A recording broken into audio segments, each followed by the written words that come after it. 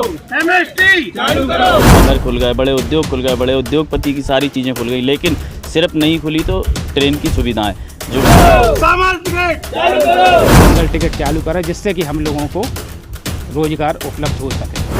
चालू करो। एमएसटी। नमस्कार, आप देख रहे हैं आपका अपना न्यूज चैनल इंडिया समाचार। अप डाउनलोड एसोसिएशन ने बेतवा नदी में किया जल सत्याग्रह। एनएससी चालू करने एवं समान टिकट दोबारा शुरू करने की दोहराई मांग।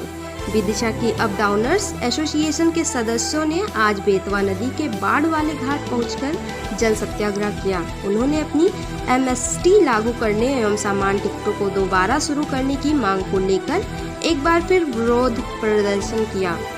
एसोसिएशन के अध्यक्ष कमलेश सेन ने बताया कि कई महीनों के संघ के माध्यम से अपनी इन मांगों को लेकर रेल मंत्री तक से मुलाकात कर चुके हैं। आश्वासन के अलावा कुछ नहीं मिला।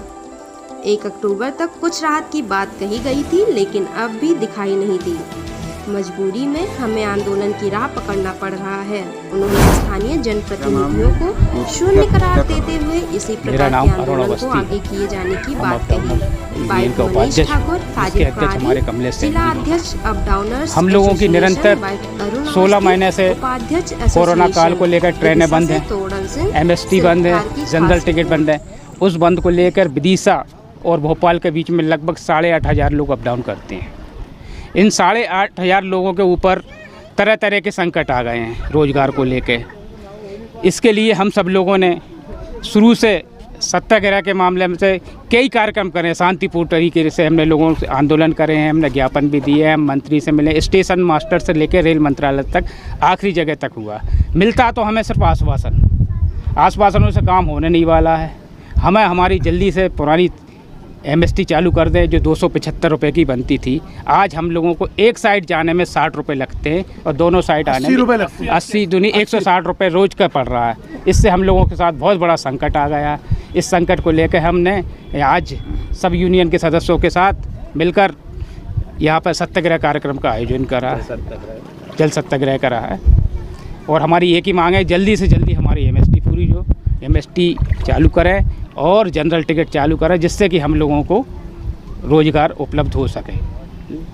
क्या नाम है और क्या कार्य चल रहा है? भैया, मेरा नाम मनीष ठाकुर है। मैं railway up downers progressive welfare association कार्यवाहक अध्यक्ष हूँ।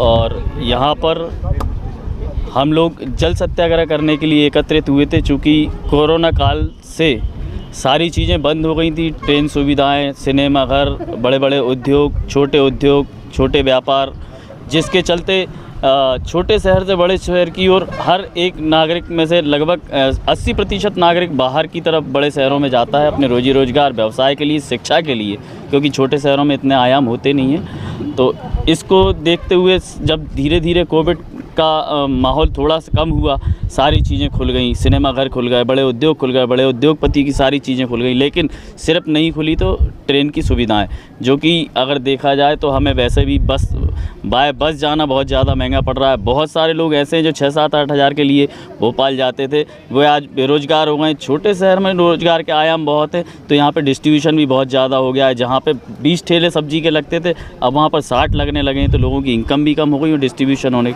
और कई लोग यहाँ पे कर्ज करने लगे, जो लोग कर्ज करने लगे, कर्ज नहीं दे पा रहे तो वो आत्महत्या की कोशिशें भी कर रहे हैं। हम पुनः चाहते हैं, हमारी शासन प्रशासन से यही मांग रही है, जैसे कि हमारे उपाध्यक्ष जी ने बताया कि हम रेल मंत्रालय तक जाकर बात कर चुके।